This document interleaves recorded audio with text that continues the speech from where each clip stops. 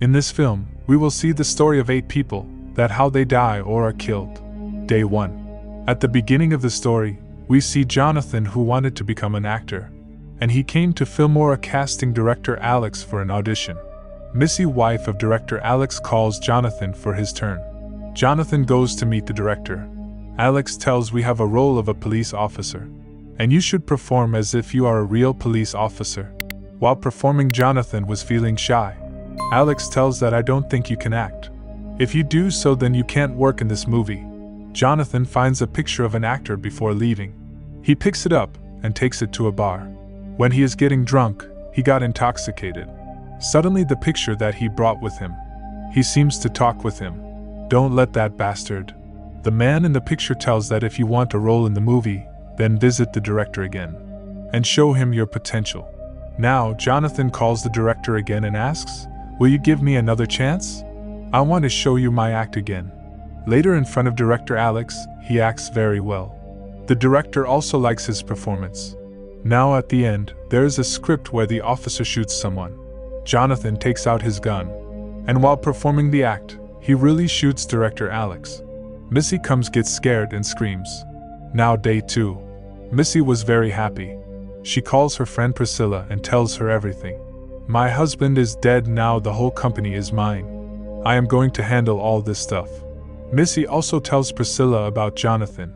Priscilla is interested to meet him. Priscilla calls and invites him to dinner. When he goes to Priscilla's house, Priscilla tells, I have heard that you are a very good actor. She begins seducing him, but Jonathan points the gun at her. My world is not easily rocked, she says. Let's get a drink first. She puts something in his drink. Now, when Jonathan drinks it, he becomes unconscious. And when he comes to his senses, he was tied to the bed. Priscilla was intimating with him, sitting on top of him. She says, I am hungry, and you are my food. You're going to taste so good. Later, she turns into a praying mantis and eats him. Priscilla calls Missy and tells her, last night's dinner was delicious. I ate him up. Similarly, Missy is now on the lookout for a new victim. There is a tattoo on Missy's foot. Actually, she is also a praying mantis who used to eat humans, and is living as a human being among people. Day 3. We see a man named Charlos. He was very pious and religious, but he used to kill those girls who sleep with many men. Priscilla meets a man at the Halloween party and offers him a nightstand, but he refused it, and she leaves the party. When she goes to her car, suddenly Charlos comes from behind and chokes her, makes a symbol of the devil there and sets it on fire, and kills her. Charlos cries a lot watching Priscilla's murder news. Maybe he didn't want to kill her. Day 4. Inside the church, he confesses sin to Father and tells him about himself. When he was a kid, he found his mother a prostitute. That man who came to his house and used to beat me a lot. After that, all the fear in me was gone. I killed my mother when I got a teenager. Cleanse the earth of vermin and filth. I am doing the work of a great man. Father says, patience, my son, we always have next Halloween. When he looks at the father, he turns into a devil. He wants Charlos to continue his sin next Halloween. Yes, Father. It will be your turn. Day 5. Charlos was staring at a girl on the street, but suddenly a man gets off the car and takes him home after making him unconscious. He asks that man, why did you bring me here? I don't understand this. He says, I was keeping an eye on you for a long time. I know you killed that prostitute 3 months ago. Charlos says, I had nothing to do with that. But why did you bring me here? Now, that man who kidnapped him tells his story. I made a vow to my wife Beth to take care of her, and whatever she needs, I will try to fulfill it. Charlos asks, where is your wife, and why are you telling me all this? She got the Omega retrovirus while we were in Asia. She becomes a zombie and needs blood. She needs human flesh. That's why I brought you here. Charlos starts screaming and tells the whole truth. He admitted, I killed everyone. Then Beth comes to Charlos and starts drinking blood and kills him. Day 6. That man's neighbor Jacob and Irene was an old couple. They put up an ad, room for rent, in their yard. They needed a renter in their house. Meanwhile, Cindy jogged near that house.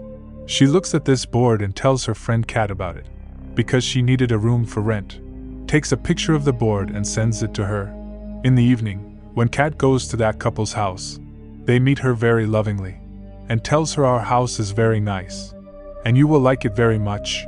Kat saw a picture at their house and asks, "Is this your son?" That old couple tells Matthew is a painter, and he's seldom here. Now, they show the room to Kat. She likes that room very much. She says, "I will bring all my stuff from tomorrow." Then the phone rings and the lady picks up the phone. Her son says, "I am hungry." That lady says, "Your food is ready. Come quickly." Her son comes home. And when the full moon appears, then he turns into a werewolf, a dangerous wolf. He rings the doorbell of his house. Kat opens the door. Now a dangerous wolf was standing in front of her. She gets very scared and screams after seeing it. Then Matthew killed the cat brutally. His parents say, "Cut it down, son. You do this to us every month." The next day, they put up the ad for the rent again. This means that every day they do the same thing. And whoever came to their house used to feed his son, so that their son's hunger could be satisfied. Day 7. Here we are told about Matthew. He lives separately from his parents and is a painter. He has 2 friends, Jake and Kenny, who also lived with him. On the other side, a painter died, and all of them go to see him. Matthew gets the belongings of that dead painter, where he finds a book. There are a lot of pictures in that book, which was made by that painter. Now, he starts drawing pictures of his cat, Midnight, on a page. He hears a cat meow at the door, and it's his cat, Midnight. He brings him inside and feeds him. Later, Matthew's friend Kenny comes, who was very surprised to see Midnight. He says, "How can he come back? But you lost him in Big Bear 4 months ago." He says, "I don't know. I was doing a sketch of him, and then I heard at the door." Kenny says, "I think this is some kind of magical book." "Okay, let's check it. Make a stack of cash on it." And when he does this, he really gets a lot of money. Kenny says, "Whatever you make on it, make it carefully, because anything you sketch becomes real." Saying this, he leaves from there. And Matthew make a picture of Rosie on it, who left him. He did this so that she can come back. Meanwhile, his doorbell rings. He thinks maybe that girl has come back. Matthew is also talking to his friend Kenny on the phone. He tells him everything. When he was going to open the door, Kenny warns, "Don't open the door." Kenny informs that Rosie died a year ago, and I had kept this hidden from you, so that you don't feel bad. Matthew is so scared. Meanwhile, he opens the door, and Rosie's soul is there, who was dead. She attacks him with a knife. When Kenny reaches, Matthew has already died. The girl's soul killed him. When Jake looks at his book, in which everything drawn comes true, on the last page, the devil's picture was made. Kenny gives all his stuff to Jake. Day 8. Here we see the story of Jake, when he is in his house.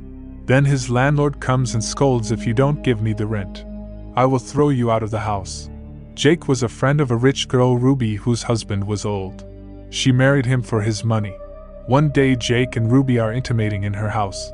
Jake asks her for money, but she had already given him 5,000 grants, which he lost track. So she refuses to give him more money. Then he blackmails her for money. He sees an expensive ring in her house. He goes to ask her again. She refuses him while in the bathtub and says, "Get out of my house." Jake gets very angry at her and turns on the hairdryer and puts it in the bathtub, which causes Ruby's death. He runs after stealing that ring. He glimpses Devil's face as he saw in that book. Now, he goes to a pawn shop to sell this ring. The shop's owner asks, "Where did you acquire such an expensive ring?" Jake tells it belongs to my father. Now the shop's owner says, "I know that you brought it after stealing it. Come play a game with me. If you win, I will give you $100,000, and if you lose, I get your soul." Jake agrees to it and signs the agreement. Then he rolls the lever and the picture of the devil appears, and he gets scared. He doesn't understand where it comes from. He looks at the shop's owner, and he transforms into a devil, and tells him, "You are welcome to my world," before throwing him into hell. Because of this, he dies there. At the end of the story, we're informed that whoever did wrong things was also mistreated, which means he was punished. And this movie ends here with this sad incident.